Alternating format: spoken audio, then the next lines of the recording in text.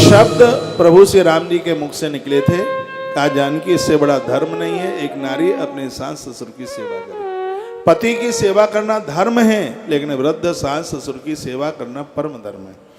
तो जब जब आज की मेरी बहनों को ये जरूर समझ लेना चाहिए, इन वृद्धों की सेवा करने से आपके पुत्रों की तरक्की हो।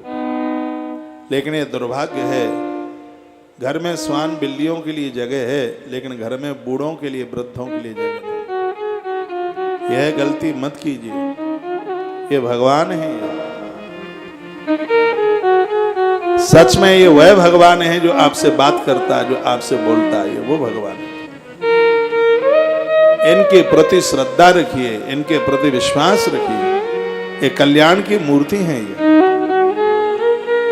मेरे प्रभु श्री राम जी ने समझाया, यहां तक कहते जो हट करो प्रेम बस बामा, तो तुम दुख पायो परिणाम।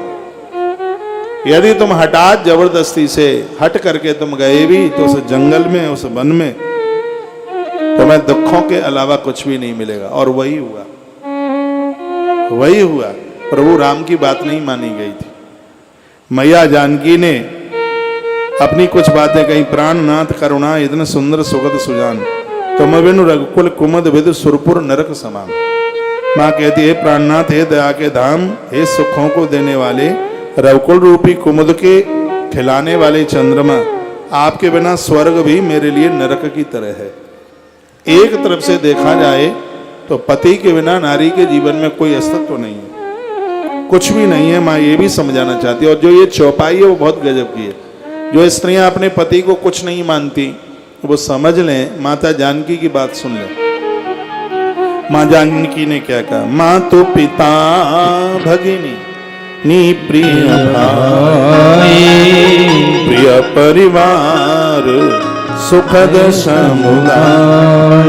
माता पिता बहन भैया ये पूरा परिवार तुम्हें सुख देता है। सास ससुर गुरु सजन सहाय, सास ससुर गुरु इन सब का बहुत बड़ा जीवन में एक स्थान होता है।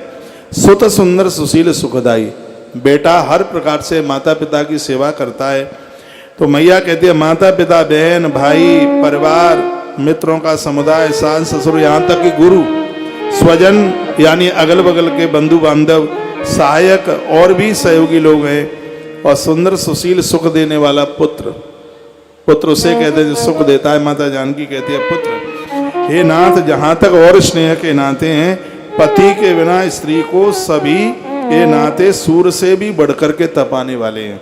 कहते हैं शरीर धन घर पृथ्वी नगर और राज्य, पति के बिना स्त्री के लिए सब बेकार हैं, व्यर्थ हैं, कुछ भी नहीं। एक तरफ ये सब वैभव हो और एक तरफ हो पति, तो पति के सामने सब वैभव बिल्कुल बेकार है।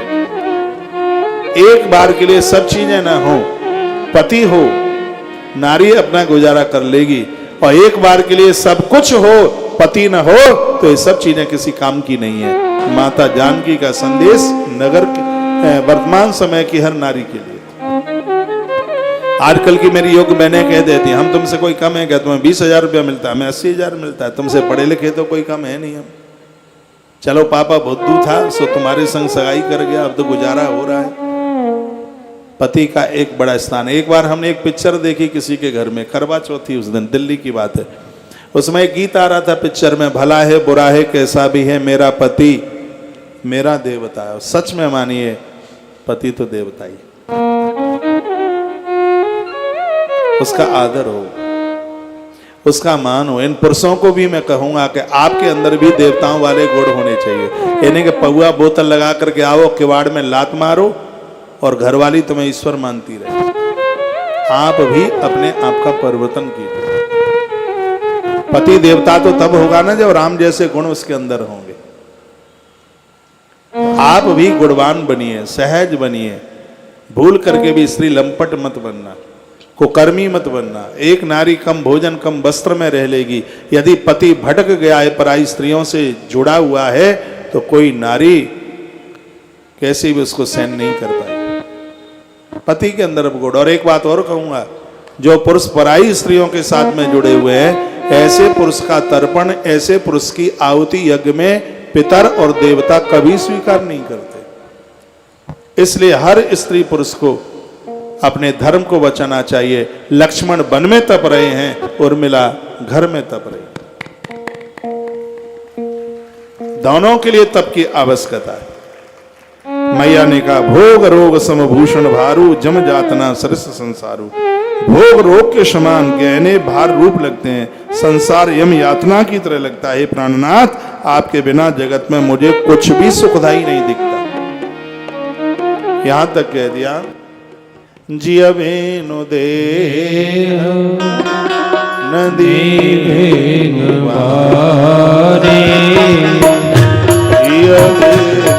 देह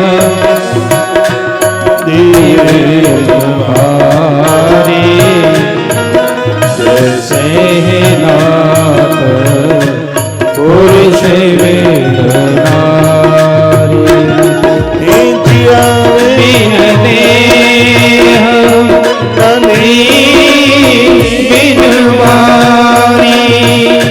तैसे ही नाथ पुरुष वेद नारी।